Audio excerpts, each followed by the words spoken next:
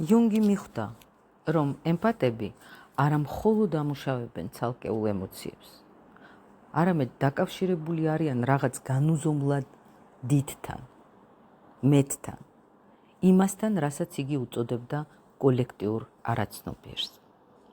ემპათები მოქმედებენ როგორც მიმღები ანტენები ემოციური ნაკადებისთვის, რომლებიც მთელ კაცობრიობას მსჭვალავს. ამიტომ ვგრძნობთ აუხსნელ სევდას გლობალური ტრაგედიების დროს. ამიტომაც დაცარიელებულად ვგრძნობთ თავს ხალხ მრავლობაში. ამიტომ ვგრძნობთ კოლექტიურ შფოთს სოციალური დაძაბულობების დროს. ჩვენი ემპათიური გონება იჭერს ემოციურ სიხშირეებს, რომლებიც პირადი გამოცდილების ჩარჩოებს მიღმაა. იუნგი წერდა, ემპათი ცოცხალი ხიდის როლს ასრულებს ინდივიდსა და კოლექტივს შორის. ემპათის უნარი იგრძნოს სიღრმისეულად, ემსახურება არა მხოლოდ მის პიროვნულ ზრდას, არამედ მთლიანად კაცობრიობის ცნობიერების ევოლუციას. ამ აღმოჩენამ სრულიად შეცვალა ემპათებზე სამყაროსეული შეხედულება. კაცობრიობა მიხვდა, რომ ჩვენ, ნაირი ადამიანები, არ წარმოადგენენ ფსიქოლოგიურ ანომალიას. ჩვენ ევოლუციური წინამორბედები ვართ. ჩვენ ვართ იმ უნარების განსახიერება, რომლებიც დროთა განმავლობაში უფრო და უფრო გავრცელდება იმის მიხედვით, თუ როგორი სიჩქარით განვითარდება კაცობრიობა ემოციური გაცნობიერებულობის მიმართულებით. მაგრამ იუნგმა ასევე გამოავლინა სერიოზული საფრთხე, რომ ის ემპათები, რომლებიც ვერ აცნობიერებენ საკუთარ კოლექტიურ ფუნქციას, შესაძლოა ბოლომდე დაითრგუნონ არა მხოლოდ საკუთარი ემოციების სიმძიმის ქვეშ, არამედ ემოციებით, რომელიც ეკუთვნის ჯგუფებს, გაერთიანებებს და ტანჯვის გლობალურ მოდელებს. იუნგს ჩაწერილი აქვს შემთხვევები, როცა ემპათი იტანჯება აუხსნელი დეპრესიით, აუხსნელი შფოთით ან ქრონიკული გადაღლილობით, რომელსაც ვერც ერთი ექიმი დიაგნოზს ვერ უსვამს. მან დაადგინა, რომ ეს სიმპტომები ჩნდებოდა იმის გამო, რომ ემპათი შეიწოვდა კოლექტიურ ემოციურ შინაარსებს, კოლექტიურ ემოციურ კონტენტს. თან ისე, რომ ვერც აცნობიერებს იმას, რომ სულაც არ ატარებს პიროვნულ პასუხისმგებლობას ამ კონტენტის გადამუშავებაზე.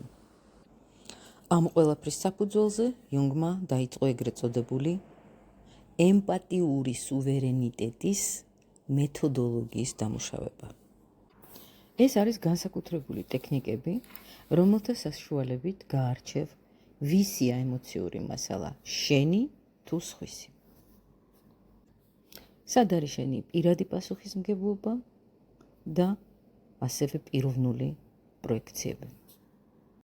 მაგრამ ყველაზე რევოლუციური აღმოჩენა ჯერ კიდევ წინ იყო.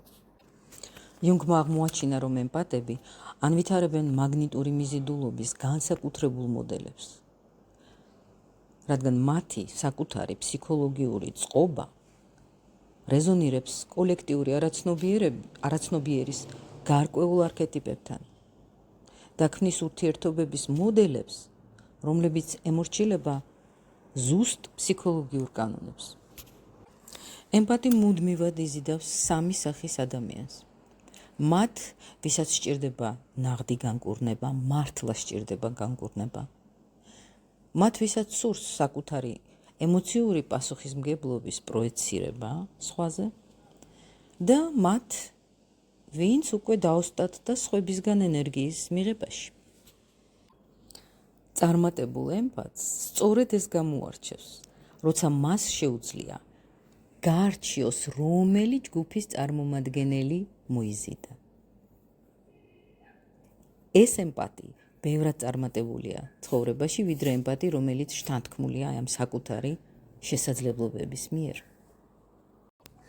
ემპათი, რომელიც სწავლობს საკუთარი შესაძლებლობების ცნობიერ გამოყენებას, არა მხოლოდ ცვლის საკუთარ ცხოვრებას, არამედ იმ ადამიანებსაც, ვინც მის გარშემოა.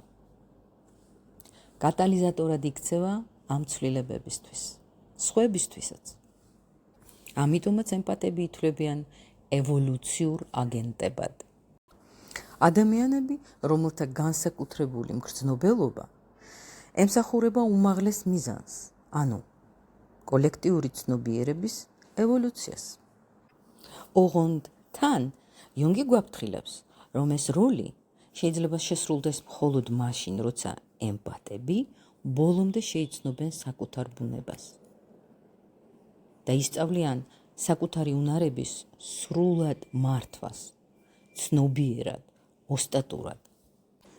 და იმ თავარი კითხვა, როგორ შეუძლია ემპათს აქციოს ზემგრძნობელობა, ზეუნარად, ზე შესაძლებლობად, როგორ გამოიყენო საკუთარი ექსტრაორდინარული უნარები, არა მხოლოდ საკუთარი განკურნებისთვის, არამედ კაცობრიობის ცნობიერების ასამაღლებლად. ამ კითხვაზე პასუხი თავიდან გადაგვააზრებინებს ყველაფერს, რაც თითქოს ვიცოდით საკუთარ ბუნებაზე. რატომ იყო ჩვენი ცხოვრების გზა უფრო ინტენსიური, უფრო გააზრებული, უფრო გარდამქმნელი, ვიდრე ჩვეულებრივი ადამიანური გამოცდილება. მივხვდებით, რომ არსებობს ღრმა მიზეზი იმისა, თუ რატომ აგვირჩიეს გქონოდა ეს გამორჩეული მგრძნობელობა. რომ არსებობს მიზეზი, რის გამოც ჩვენმა სულმა მიიღო ამ უნარების განვითარების საშუალება. მაგრამ საქმე იმაშია, რომ ამ მიზნის აღმოჩენა, ამ მიზნის მიღწევა ისე, რომ თავი არ დავდოთ სამსხვერპლოზე, ითხოვს ძალიან ღრმა გააზრებას. ღრმა გააზრებას იმისა, თუ როგორ მუშაობს ჩვენი ემპათიური გონება. ეს ითხოვს ემპათიური პროცესის 3 სტადიის ცოდნას. ეს ითხოვს იმის დაუფლებას, რასაც იუნგი თვლიდა გაცილებით უფრო დიდ საფრთხედ, ვიდრე ნებისმიერ ფსიქოლოგიურ კომპლექსს. მაგნიტური მიზიდულობის მქონე არქეტიპული პატერნების დაუფლებას, რომელსაც ავტომატურად ქმნის ჩვენი ემპათიური აურა.